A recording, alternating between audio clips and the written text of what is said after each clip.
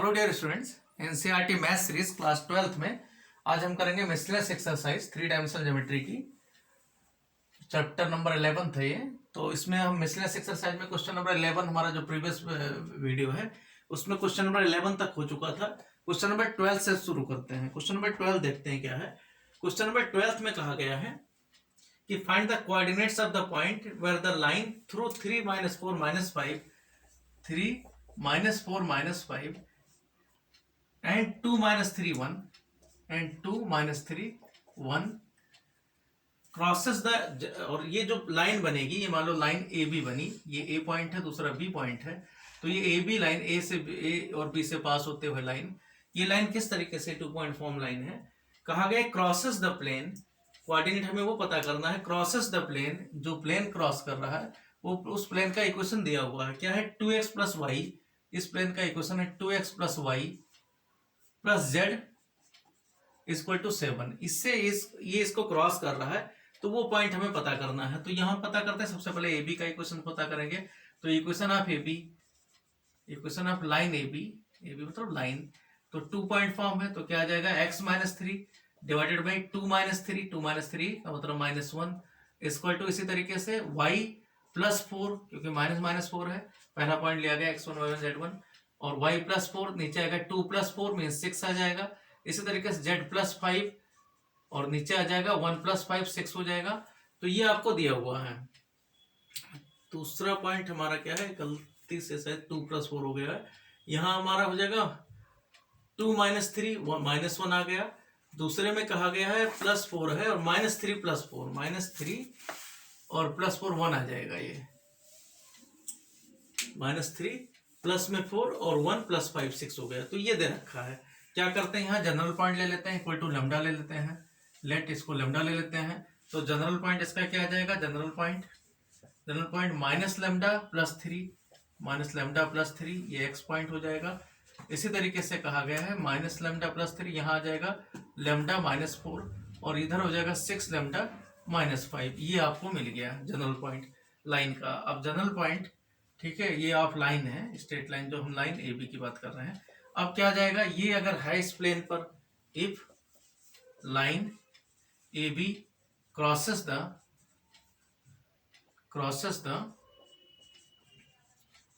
Plane, जो दे रखा है प्लेन क्या दे रखा है 2x + y + z = 7। तो यहाँ वैल्यू रखोगे, इसको 2 से मल्टीप्लाई करोगे, -2λ प्लस में 6, इसको 1 से, तो +λ -4, यहाँ पर 1 से ही, तो 6λ -5 = 7। इसको सिंप्लीफाई करोगे तो यहाँ आपका आ गया 6 और 1 7, 5λ आ गया, और 6 में से 4 गया 2 और यहाँ -3 = 10 आ जाएगा। -9 और +6 -3 उधर जगह +3 हो गया। तो इसका मतलब लैम्डा का वैल्यू क्या आ गया, λ = 2 आ गया। अब λ = 2 इस पॉइंट पर लिख दोगे, तो put λ = 2, put λ = 2 in general point, जैसे ऊपर के क्वेश्चन थे जनरल पॉइंट, तो जनरल पॉइंट पर क्या आ जाएगा ये, इसका मतलब रिक्वायर्ड पॉइंट जो है वो क्या आ जाएगा, रिक्वायर्ड पॉइंट्स आर -λ + 3 मीन्स 2 -2 + 3 1 आ जाएगा, 2 - 4 -2 आ जाएगा, और 6 12 - 5 7 आ जाएगा। तो इस तरीके से ये वैल्यू λ = 2 रख के मिल जाएगा यहाँ पर। तो इस तरीके से क्वेश्चन नंबर 12 है। क्वेश्चन नंबर 13 देखते हैं क्या है। Find the equation of the plane. अब प्लेन के इक्वेशन पर आ गया। अभी तक हम लाइन से रिलेटेड थे, लाइन और प्लेन के इंटरसेक्शन पॉइंट पर थे।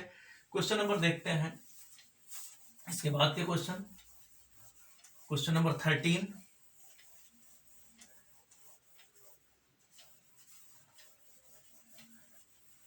क्वेश्चन नंबर 13 में देखते हैं क्या है।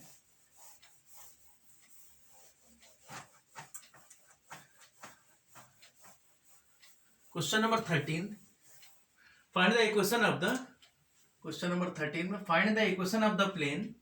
कैसा प्लेन है, पासिंग थ्रू द पॉइंट -132, जो पासिंग थ्रू द -132 है, इससे तो पास हो रहा है, and perpendicular to the planes, और जो परपेंडिकुलर प्लेन्स है इसके वो है x + 2y + 3z = 5, और दूसरा प्लेन दे रखा है 2x + 3y प्लस में z = 0। मीन्स क्या है कि एक कोई प्लेन है, find the equation of the plane passing through the point this and perpendicular to the plane this. कहा गया कोई प्लेन इस तरीके से है कि ये दो प्लेन दे रखे हैं, इन दोनों के तो परपेंडिकुलर है, मीन्स इन दोनों कैसे भी हैं, इन दोनों के, मान लो ये और ये दूसरा ये इस तरीके से दे रखा है, इन दोनों के परपेंडिकुलर है, मीन्स इसके भी परपेंडिकुलर है और यहाँ ये जो प्लेन दे रखा है इन दोनों के परपेंडिकुलर है। और साथ में कहा गया है -132 से पास हो रहा है, ये भी साथ में है, एंड पासेस थ्रू, और जो पासेस थ्रू है वो इस पॉइंट से, मान लो ये प्लेन हमें पता करना है। तो यहाँ देखो जब दो के परपेंडिकुलर पता करना होता है, ये मान लो एक का n1 वेक्टर है, दूसरे का डायरेक्शन नॉर्मल n2 वेक्टर है, तो जब इन दोनों के परपेंडिकुलर पता करना होता है तो सीधी सी बात है कि हम क्या करते हैं, मीन्स हम n1 क्रॉस n2 कर देते हैं। ये वेक्टर आपका दोनों के परपेंडिकुलर हो गया, 3D में है तो ये हम 2D के प्लेन पर नहीं दिखेगा, इसका मतलब इन दोनों के परपेंडिकुलर, मीन्स ये इस तरीके से दो ऐसे वेक्टर दे रखे तो इनके परपेंडिकुलर। तो यहाँ यही काम करना है कि आप इसको देख लो मर्जी हो, इस तरीके से यहाँ पेन से दिखा रहे हैं कि ये आपका इस तरीके से कि मान लो दो कैसे भी वेक्टर हैं, ये इस तरीके से दोनों के परपेंडिकुलर ये वाला वेक्टर, ये आपस में कैसे भी जरूरी नहीं परपेंडिकुलर हो, तो यहाँ इस तरीके से ये सिचुएशन कि दोनों के परपेंडिकुलर है। तो यहाँ यही हम करते हैं, पता क्या करते हैं कि सबसे पहला काम है इसका डायरेक्शन पता करते हैं। तो n वेक्टर क्या आ जाएगा, n वेक्टर हो गया n1 क्रॉस n2, केवल हमें डायरेक्शन चाहिए, पूरा वेक्टर भी अगर ले लें तब भी कुछ फर्क नहीं पड़ता। यहाँ आपका n वेक्टर मिल जाएगा, केवल डायरेक्शन की जरूरत है, यहाँ कोफिशिएंट का ज्यादा मतलब नहीं रहता। तो यहाँ क्या आ जाएगा, i cap j cap k cap, क्या मिल गया यहाँ पर, इसका कोफिशिएंट की इसकी डायरेक्शन रेशियो क्या है 1 2 3 है, 1 2 3, दूसरे का है 2 3 1 2 3 1, तो यहां से n वेक्टर मिल गया, क्या मिल जाएगा 2 -9 -7 i कैप 2 -9, j कैप देखेंगे तो 1 -6, 1 -6 का मतलब हो गया 5 प्लस में 5 j कैप, j ऐसे माइनस होता है तो 6 -1 बन गया। k कैप कितना आ जाएगा 3 -4 माइनस k कैप, ये मिल गया इसका n वेक्टर 3 -4। तो अब आपको ये मिल गया, अब क्या करना है, यहाँ पर ये पॉइंट दे ही दिया गया है, तो अगर कार्टेशियन इक्वेशन कहा गया है, जैसे यहाँ पर कार्टेशियन इक्वेशन की बात है, तो कार्टेशियन इक्वेशन क्या होता है, ax - x1 plus by - y1 एक पॉइंट वाले में, प्लस cz - z1 इसको टू 0। केवल इनका हमें रेशियो चाहिए, मीन्स ये n वेक्टर में रेशियो चाहिए, इसलिए पूरा n वेक्टर की जरूरत नहीं है होती, ये इक्वेशंस होता है, बेसिस सिर्फ रेशियो होता है, डायरेक्शन रेशियो होते हैं नॉर्मल के। तो यहाँ ये रख देते हैं -7 है, तो यहाँ का -7 x माइनस किस पॉइंट से पास हो रहा है, -1 से, मीन्स यहाँ +1 हो गया, -1 प्लस b दे रखा है 5, ये a है, ये b है, ये c है, तो यहाँ क्या आ जाएगा, b का वैल्यू दे रखा है 5 और यहाँ से निकाला था 6 -1 5, यहाँ आ गया y - 3, ये पॉइंट है, ये x1 y1 z1 लिया गया है जो दिया जाता है। यहाँ c की जगह -1 है तो -1, यहाँ आ गया z - 2 इक्वल टू 0। इसी को सॉल्व कर लेते हैं तो क्या आ गया -7x प्लस में 5y, यहाँ पर -z, और ये पॉइंट कितना आ जाएगा -7 -15 और प्लस में 2 इक्वल टू 0। इसी को सिंप्लीफाई करोगे तो -7x प्लस में 5y माइनस z, ये सब जोड़ देंगे तो 15 7 22 -20 इक्वल टू 0। तो इसी को माइनस से मर्जी मल्टीप्लाई करते हैं, तो मल्टीप्लाई करोगे तो कितना आ जाएगा, यहाँ 7x माइनस 5y, यहाँ पर प्लस z आ जाएगा और ये प्लस में 20 इक्वल टू 0 आ जाएगा। तो एक बार जो वेक्टर फॉर्म में करना चाहो तो r डॉट, यहाँ r डॉट, ये 7i माइनस 5j प्लस में k कैप प्लस में 20 इक्वल टू 0। तो दोनों में से एक ही फॉर्म पर मिल जाए तो आपका क्वेश्चन हो जाता है। कुछ कहा नहीं गया क्वेश्चन नंबर 13 में, फाइंड द इक्वेशन पूछा गया है और ये इस तरीके से इक्वेशन मिल जाता है। क्वेश्चन नंबर देखते हैं 14th क्वेश्चन में कहा गया है, क्वेश्चन नंबर 14th में है कि आप ये पता करो इफ द पॉइंट्स 1 1 p, एक पॉइंट दे रखा है 1 1 p एक पॉइंट है, सेकंड पॉइंट है -301 और सेकंड पॉइंट है -301, दो पॉइंट हो गए। साथ में क्या कहा गया है, the equidistant from the plane r dot 3i plus 4j, ये कह रहा है अगर इक्वल डिस्टेंस पर है, कोई एक वेक्टर दे रखा है r वेक्टर डॉट में 3 4 एंड माइनस में 12 या i j के में +13 इक्वल टू 0 के साथ में, अगर ये इक्वल डिस्टेंस पर है तो पी का वैल्यू क्या होगा। मींस अगर कोई पॉइंट इस तरीके से दे रखा है कि यहाँ कोई प्लेन दे रखा है, जैसे लाइन में करते थे, ये प्लेन दे रखा है, यहाँ से जितनी दूर पर मान लो यहाँ पर ए पॉइंट है 1 1 p, उतनी ही दूर पर यहाँ पर -3 0 1 है। मीन्स दोनों ही इस से इक्वल डिस्टेंस पर है। बी पॉइंट में ले लें और यहाँ पर जनरल पॉइंट प्लेन से मान लो पी ले लें, तो A P equal to P B है। ये कंडीशन दे रखा है, A P equal to P B है। तो प्लेन का इक्वेशन दिया ही गया है यहाँ पर, इसको एक्स वाई जेड में कन्वर्ट कर दो तो 3x + 4y - 12z + 13 = 0, क्योंकि एक्स वाई में इक्वेशन हम डिस्टेंस फॉर्मूला पढ़ चुके हैं स्ट्रेट लाइन 11th में। तो एपी इक्वल टू पीबी है, तो एपी का डिस्टेंस कितना आ जाएगा, यहाँ 1 1 p से पता करोगे तो 3 × 1 प्लस में 4 × 1 -12 × p, इसको प्लस में 13, यहाँ से divided by square root of इनका मल्टीप्लाई करोगे तो 3 स्क्वायर मीन्स 9 प्लस में 16 + 144 इक्वल टू, ये जितना आया उतना इधर होना चाहिए। p से b रखोगे तो -9, y वाला 0 ही आ जाएगा, और यहाँ पर -12 प्लस में 13 डिवाइडेड बाई यही वैल्यू नीचे उधर भी आएगा 9 + 16 + 144। तो ये तो नीचे वाला तो कैंसिल होगा, या कैंसिल हो जाएगा, तो हमें रिजल्ट क्या मिलेगा यहाँ पर 3 + 4 मीन्स 7, और यहाँ मीन्स 20 - 12p का मॉड, दूसरी तरफ क्या आ जाएगा -21 13 -12 + 1 मीन्स -8 हो जाएगा, -8 का मॉड। तो इसका मतलब क्या हुआ 20 - 12p इक्वल टू आ जाएगा +-8, जब हटेगा -8 का मतलब 8 ही हो गया। तो यहाँ पर क्या आ गया +-8। तो इस तरीके से देखेंगे तो 20 -+8 इक्वल टू 12p आ जाएगा। तो p इक्वल टू पता करेंगे, यहाँ से यही लिख देते हैं, तो p इक्वल टू क्या आ जाएगा, एक आ जाएगा 28/12 अगर प्लस लेंगे, और माइनस लेंगे तो 12/12। तो सिंप्लीफाई कर लेंगे, यहाँ पर 6 से नहीं 4 से कैंसिल हो जाएगा, 4 3 जा 4 7 जा, और यहाँ 12 कैंसिल, तो ये कैंसिल 7/3 आएगा या फिर 1 आएगा। तो p के दो वैल्यू यहाँ पर पॉसिबल है। तो क्वेश्चन नंबर 14 था। क्वेश्चन नंबर 15 देखते हैं। क्वेश्चन नंबर 15 में कहा गया है कि find the equation of the plane, फिर से इक्वेशन ऑफ द प्लेन कहा गया है, find the equation of the plane, क्योंकि सभी क्वेश्चन कोशिश की गई है यहाँ पर कवर करने की, और प्लेन के ज्यादा इक्वेशन दिए गए हैं, लाइन के कम दिए गए हैं। एक क्वेश्चन शॉर्टेड डिस्टेंस का था, बाकी घुमा फिरा के सारे प्लेन पर ही कंसंट्रेट किया गया है। मिसल तो जिनको प्लेन या वेक्टर्स में थोड़ी सी कंजूसी की जाती है, कम पढ़ते हैं, उनको दिक्कत होती है मिसलेस टाइप के, और बहुत से बच्चे छोड़ के जाते हैं पेपर में, लेकिन बोर्ड में ये क्वेश्चन आते हैं। आपको कमांड होना चाहिए, थोड़ा अच्छे क्वेश्चन ही आते हैं। क्वेश्चन नंबर 15 देखते हैं। 15 में कहा गया find the equation of the plane passing through the line of intersection.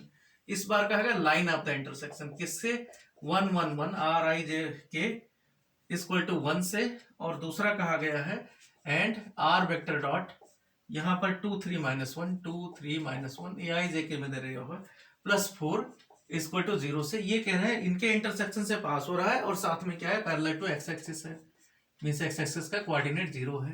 तो यहाँ देखो आपको कार्टेशियन में मानना है, लेट रिक्वायर्ड प्लेन क्या मानोगे आप, इसको एक्स वाई जेड में, तो क्या आ जाएगा x + y + z, ये उधर ले आना तो -1, क्योंकि इक्वल टू 1 दे रखा है, तो दूसरी तरफ ले आना तो -1 आ जाएगा, प्लस में लैम्डा टाइम्स, यहाँ lambda times 2x + 3y - z plus में 4 इक्वल टू 0, ये ले लेते हैं। इसका मतलब क्या, इसको सिंप्लीफाई कर लेते हैं, तो 1 प्लस में 2 लैम्डा, इतना तो x हो गया। अब अगली बार हम इसको सीधा लैम्डा से मल्टीप्लाई कर देंगे। इसी तरीके से 1 + 3 लैम्डा, इतना y आ गया। z देखेंगे तो प्लस में 1 माइनस लैम्डा, z आ गया -1 प्लस में 4 लैम्डा इक्वल टू 0। ये आपका इक्वेशन है। अब कहा गया है, क्वेश्चन में है कि plane is parallel to X axis. Question ये है कि plane is parallel to X axis, plane is parallel to X axis. जब भी एक्स एक्सिस से कोई पैरेलल होगा तो इसका मतलब क्या है कि कोऑर्डिनेट या कोफिशिएंट ऑफ एक्स 0 होगा, कोफिशिएंट ऑफ एक्स 0 होना चाहिए। तो इसका मतलब 1 + 2 लैम्डा 0 होगा, मीन्स क्या है लैम्डा का वैल्यू -1/2 होगा। ये यहाँ रख दोगे, लैम्डा का वैल्यू -1/2 रख दोगे, तो इसका मतलब क्या आ जाएगा, रिक्वायर्ड इक्वेशन ऑफ प्लेन क्या मिलेगा, रिक्वायर्ड इक्वेशन ऑफ प्लेन। अब इसमें रख दोगे लैम्डा का वैल्यू, यहाँ तो 0 आ ही जाएगा, तो 0x यहाँ रखोगे तो 1 प्लस में 1 माइनस 3/2, 1 माइनस 3/2, यहाँ इतना y आ जाएगा, और प्लस में 1/2 इतना z आ जाएगा, -1, और यहाँ 4 माइनस 4/2, -4/2 का मतलब हो गया -2 इक्वल टू 0। ये फॉर्म आ जाएगा लैम्डा का वैल्यू आप इतना रख रहे हो -1/2। तो यहाँ क्या आ गया, इसको सॉल्व करोगे, ये तो गया ही, तो 1 माइनस 3/2 मीन्स -1/2y। यहाँ इसी तरीके से प्लस में 3/2 z, यहाँ हो गया -3 इक्वल टू 0, 2 से मल्टीप्लाई, -2 से मल्टीप्लाई कर देना, तो y -3z प्लस में 6 इक्वल टू 0। ये आपका प्लेन का इक्वेशन हो जाएगा। क्वेश्चन नंबर 16 देखते हैं। 16th में कहा गया है कि if O be the origin, O कोई ओरिजिन है, वो हमेशा होता है, and the coordinate of P be 1 2 -3, then find the equations of the plane passing through P and perpendicular to OP। यहाँ देखो O कोई ओरिजिन है, O ओरिजिन है, और P कोई पॉइंट है, और P का कोऑर्डिनेट दे रखा है 1 2 -3। अब पता क्या करना है, and then find the equations of the plane पता करना है पासिंग थ्रू P। कोई P से तो पास हो रहा है, मींस इस पॉइंट से तो पास हो रहा है, ये आपका प्लेन है कोई, और क्या है, एंड परपेंडिकुलर टू OP, और ये उसका नॉर्मल है। तो आपका इसका मतलब क्या है कि नॉर्मल वेक्टर आपको मिल गया, नॉर्मल वेक्टर तो OP वेक्टर है, तो नॉर्मल पता कर लेते हैं। यहाँ ओरिजिन मतलब 0 0 0, तो ये माइनस करोगे तो यही आ जाएगा I प्लस 2j -3k, क्योंकि 0 0 माइनस होना है, साथ में इस पॉइंट से पास हो रहा है, ये पॉइंट दे रखा है। तो आप मर्जी हो, r माइनस ए वाले से देखो, वेक्टर इक्वेशन अगर देखें तो r वेक्टर डॉट में n वेक्टर मीन्स यहाँ पर I plus 2j -3k r dot, और यहाँ पर क्या आ जाएगा क्या आ जाएगा यहाँ पर r dot A dot n, ए यहाँ पर कितना है, ए आपका a डॉट n, तो a यहाँ किस पॉइंट से 1 2 3 से है, तो इसी से डॉट कर देना है, तो 1 2 3 से यही स्क्वायर बन जाएगा, तो 1 प्लस में 4 और प्लस में 9, तो ये आपका 9 13 14 आ जाएगा। तो या तो इस तरीके से करो, दूसरा है तरीका कि हम इस पॉइंट से पास हो रहे हैं, तो यहाँ क्या है, इनका डायरेक्शन रेशियो क्या मिल रहा है 1, तो 1 इंटू x -1 प्लस में 2 y -2 प्लस में यहाँ आगे -3 है, -3, और यहाँ z -3 प्लस 3 इक्वल टू 0। तो यहाँ से भी इक्वेशन को हम सॉल्व कर सकते हैं, तो -1 -4 -5 हो गया, और ये सॉल्व करके यही आ जाएगा, यहाँ पर क्या आ जाएगा x प्लस 2y -3z, और यहाँ आ जाएगा -1 -4 -5 हो गया, और -14 इक्वल टू 0। तो ये भी वही है, इधर जाओगे -14 आ जाएगा। तो दोनों फॉर्म है जो आपको सही लगे, क्योंकि कुछ कहा नहीं गया है शायद क्वेश्चन में, क्वेश्चन नंबर 16 में फाइंड द ओरिजिन, और आपको ये नहीं कहा गया किस में लिखना है फाइंड द इक्वेशन, कार्टेशियन या वेक्टर दोनों में, तो दोनों में से कोई फॉर्म आप लिख सकते हो, दोनों फॉर्म सही हैं। तो इसलिए हम जान के दोनों फॉर्म में कर देते हैं कि आपको कोई किसी फॉर्म में आंसर मैच कर रहा हो तो दिक्कत ना हो। क्वेश्चन नंबर 16 के बाद देखते हैं क्वेश्चन नंबर 17। क्वेश्चन नंबर 17 में कहा गया है कि find the equation of the plane which contains the line of intersection. इस बार क्वेश्चन में है line of intersection of the planes r dot i plus 2j, एक है r वेक्टर डॉट में 1 2 3, ये इतना -4 इक्वल टू 0, और दूसरा प्लेन दे रखा है r, एंड r में डॉट i जेके 2 1 -1 है, 2 1 -1 है, प्लस 5 भी है साथ में, इक्वल टू दो प्लेन के इंटरसेक्शन से पास हो रहा है, and which is perpendicular to the plane, और साथ में परपेंडिकुलर है, किसके परपेंडिकुलर है, टू द प्लेन 5 3 -6 के, r dot 5 3 -6 5y plus 3j -6 के plus 8 equal to 0, plus 8 equal to 0 के, ये परपेंडिकुलर है, ये कहा गया है। तो पहला काम है, अगर कोई दो प्लेन जैसे दो लाइन के बीच के इंटरसेक्शन से पास होता था, ऐसे दो प्लेन के मान लो इंटरसेक्शन से कोई पास हो रहा है, तो पहला काम क्या होता है कि पहला प्लेन प्लस में लैम्डा टाइम्स दूसरा प्लेन इक्वल टू 0 ये लेते हैं, तो let equation of plane, equation of required plane be, इसको XYZ में हमेशा लिया जाता है, तो x प्लस में 2y प्लस में 3z -4, ये पहला प्लेन है, प्लस में लैम्डा टाइम्स दूसरा प्लेन का आ जाएगा 2x plus y minus z plus में 5 इक्वल टू 0, इसको सिंप्लीफाई करके 1 प्लस में 2 लैम्डा इतना x आते हैं, प्लस में 2 प्लस लेमडा कितना y आ गया, और यहाँ पर प्लस में 3 और यहाँ माइनस लेमडा इतना z मिल गया, और -4 प्लस में 5 लेमडा इक्वल टू 0। ये आपका एक इक्वेशन मिल गया प्लेन का। अब कहा गया कंडीशन क्या है, if it perpendicular to 5 3 -6 is r dot 5i plus 3j minus 6k plus 8 equal to 0। If plane perpendicular, if required plane या जो भी है रिक्वायर्ड प्लेन, हमने जो 1 इक्वेशन माना 1 परपेंडिकुलर टू जो दे रखा है यहाँ पर means 5x plus 3y minus 6z plus 8 equal to 0 के।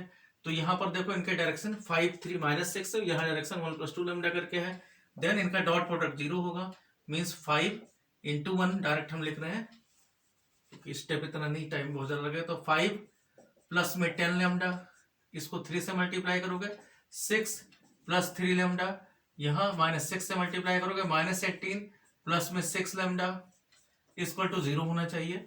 तो यहाँ देखो 10 और 13 और 6 19 19 लेमडा, और इधर क्या आ जाएगा 5 6 11 और -18 तो 7 आ जाएगा इक्वल टू 7। तो इसका मतलब लेमडा का वैल्यू क्या आ जाएगा 7/19। ये तो लेमडा का वैल्यू मिल गया। अब जब लेमडा का वैल्यू मिल जाए, यहाँ पर 11 5 6 11 माइनस हो गया 18 में से, तो 11 में 11 7 ठीक है। तो 7/19 जब वैल्यू मिल गया तो हम क्या करेंगे, यहाँ रख देंगे वैल्यू। तो क्या आ जाएगा यहाँ पर 19, इसका मतलब इक्वेशन क्या आ जाएगा, इक्वेशन ऑफ प्लेन 1 से क्या मिला 1 + 2 लेमडा मीन्स 1 19 प्लस में 14 अपान में 19 इतना तो x आ जाएगा। इस तरीके से y में देखें तो 2 का मतलब 38 प्लस में 7 अपान में 19 इतना y मिल जाएगा। प्लस में z कितना मिला 3 मतलब 19 × 3 तो 19 × 3 57 माइनस 7 डिवाइडेड बाई 19 इतना z मिल जाएगा -4, और यहाँ आ जाएगा -4 प्लस में -4 का मतलब हो गया 19 76 -76, और यहाँ पर प्लस में 5 कितना हो गया -76 अपान में 19 क्योंकि 19 से मल्टीप्लाई कर देंगे, और प्लस में 35 अपान में 19 इक्वल टू 0। तो इसी को सिंप्लीफाई कर लेते हैं। तो 19 और 14 मिलकर कितना हो गया 20 33x प्लस में 38 45y, यहाँ पर आ जाएगा प्लस में 50z और -76 और 35 मिलकर 35 और 6 और हो गया 41, तो -41 इक्वल टू 0। ये कैलकुलेशन चेक कर लेना 41 नहीं आएगा, 6 - 1 5 और 7 ठीक है। तो ये क्वेश्चन नंबर आपका 17 था। क्वेश्चन नंबर 18 देखते हैं, थोड़ा कैलकुलेशन इसमें था।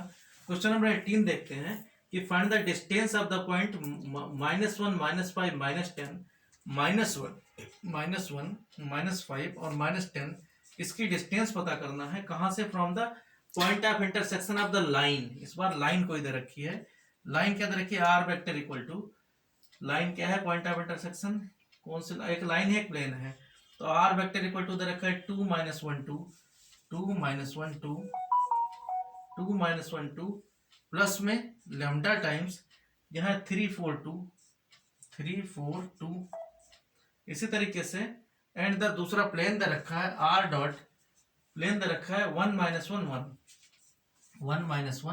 1 इक्वल टू 5। ये सारे जो भी यहाँ पॉइंट ऑफ इंटरसेक्शन क्या है, ये हमेशा आप कार्टेशियन फॉर्म में करो जिससे आसानी से क्वेश्चन हो जाए। तो यहाँ यही करते हैं हम। क्वेश्चन नंबर यहाँ देखते हैं इसके आगे क्वेश्चन। तो क्वेश्चन नंबर क्या आ जाएगा यहाँ पर 33 पुराना आंसर। तो यहाँ देखो उधर लेट इक्वेशन ऑफ द, पहला काम है लेट इक्वेशन ऑफ द, इसका जनरल पॉइंट पता करोगे। तो इक्वेशन ऑफ लाइन देखो, इक्वेशन लेट नहीं अभी पॉइंट रखेंगे। इक्वेशन ऑफ लाइन क्या है, इसको कार्टेशियन फॉर्म में सबको करो। तो कार्टेशियन फॉर्म में क्या आ जाएगा x - 2 upon 3 equal to y + 1 upon में 4। इसी तरीके से z - 2 divided by 2 equal to lambda ले लेते हैं यहाँ। तो यहाँ जनरल पॉइंट क्या आ जाएगा, जनरल पॉइंट इसका देखें तो जनरल पॉइंट क्या आ जाएगा 3 लेमडा प्लस में 2 यहाँ 4 लैम्डा माइनस 1 और यहाँ इसी तरीके से 2 लैम्डा प्लस में 2, यहाँ से भी ले सकते हैं, ऐसा कुछ नहीं, यहाँ भी ले सकते थे इसको, 3 लैम्डा प्लस 2 यहीं से ले लेते हैं। अब क्या है, इफ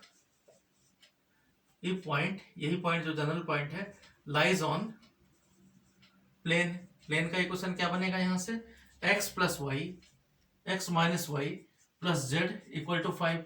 तो यहाँ रखो वैल्यू, तो क्या आ जाएगा 3 लैम्डा प्लस में 2, इस माइनस 4 लैम्डा प्लस में 1, और यहाँ वैसे सीधा 2 लैम्डा प्लस 2 ये इक्वल टू 5 है।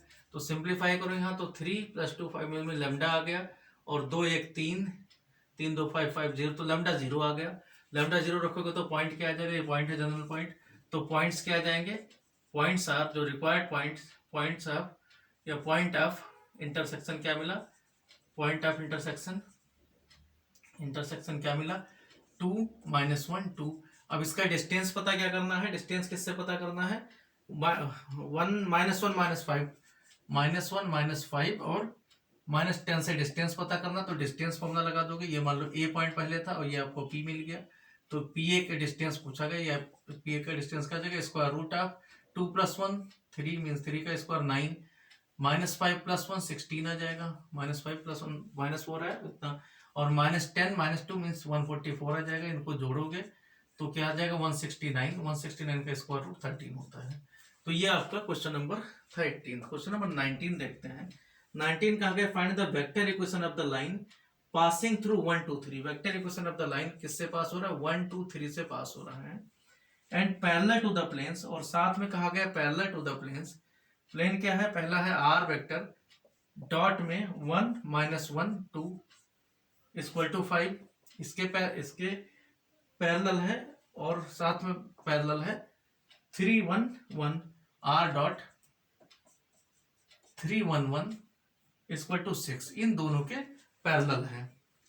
क्वेश्चन नंबर 19 है ये। इसके बाद देखते हैं क्वेश्चन नंबर 19 में क्या किस तरीके से होगा, ये क्वेश्चंस को देखें तो 1 2 3 कहा गया, कोई किस तरीके से कि find the equation of the line passing through 1 2 3, इससे पास हो रहा है और इन दोनों प्लेन के कहा गया पैरेलल है। तो अब देखो इन दोनों प्लेन के पैरेलल का मतलब क्या है, मींस जो डायरेक्शन इसका है वही डायरेक्शन इसका है, और यहां से पास हो रहा है। तो और इक्वेशंस आपको पता करना है प्लेन का, तो क्या आ जाएगा यहाँ पर, सेकंड इक्वेशन प्लेन का पूछा गया, लाइन का पूछा गया। Find the equation of the, question number find the equation of the line है, ठीक है। तो find the equation of the line का बनाओगे, तो यहाँ देखो ये कोई प्लेन है, इसका नॉर्मल देखो इस तरीके से है, और यहाँ क्या कहा गया, और दूसरे का कोई नॉर्मल है, तो जब आप इनको क्रॉस कर दोगे, मान लो ये दूसरा कोई प्लेन है, उसका नॉर्मल ये इस तरीके से, तो जब इनको क्रॉस कर दोगे, मान लो ये n1 है दूसरा n2 है, तो जब क्रॉस कर दोगे तो क्या आएगा, इन दोनों के आपका क्या आ जाएगा, इन दोनों के परपेंडिकुलर मिल जाएगा।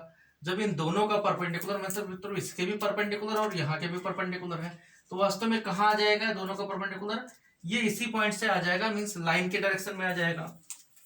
देखते हैं इसको दोबारा, ये मान लो कोई प्लेन है और प्लेन का नॉर्मल दिया हुआ है, ये इसका नॉर्मल है, इस तरीके से दूसरा प्लेन क्या दे रखा है, उसका भी नॉर्मल दिया हुआ है, यहाँ कोई दूसरा प्लेन भी दे रखे हैं, इनका भी नॉर्मल दे रखा है। कहा गया जो लाइन है वो लाइन क्या है, इन दोनों के पैरेलल है, इन दोनों के पैरेलल मतलब इसी डायरेक्शन में जा रही है, ये अलग अलग डायरेक्शन के हैं, ये मान लो इसका यहाँ नॉर्मल है n1 और दूसरा n2 है।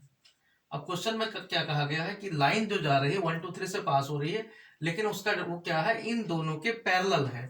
तो जब इन दोनों के पैरेलल है, तो जब इसका मतलब क्या, किस डायरेक्शन में, इधर डायरेक्शन आना चाहिए। तो इस डायरेक्शन में आने का मतलब क्या है, जब आप n1 क्रॉस n2 करोगे तभी ऐसा मिलेगा, क्योंकि दोनों के परपेंडिकुलर कहाँ, नीचे आ जाएगा। तो यहाँ पर बी वेक्टर आपको पहले पता करना, तो बी वेक्टर इक्वल टू क्या आ जाएगा, B vector equal to n1 cross n2, B vector equal to क्या आ जाएगा, n1 वेक्टर क्रॉस में n2 वेक्टर। तो ये क्या आ जाएगा, i cap j cap k cap, यहाँ क्या मिल गया 1 -1 2, ये इनके कोफिशिएंट है, यहाँ आपका 3 1 1, तो यहाँ से आप देखो बी वेक्टर मिल जाएगा, क्या मिल गया -1 -2 मीन्स -3 i कैप।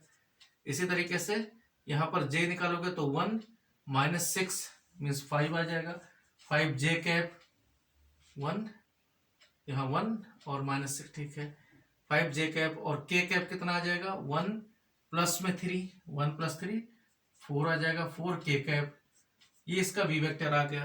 तो यहाँ इक्वेशन आप लाइन पूछा गया है तो लाइन का इक्वेशन बहुत आसानी से मिल गया। इक्वेशन ऑफ लाइन क्या आ जाएगा, अगर यही चीज प्लेन में पूछा जाता तो परपेंडिकुलर पूछा जाता, और लाइन में कहा गया है तो लाइन पैरेलल पूछा जाएगा।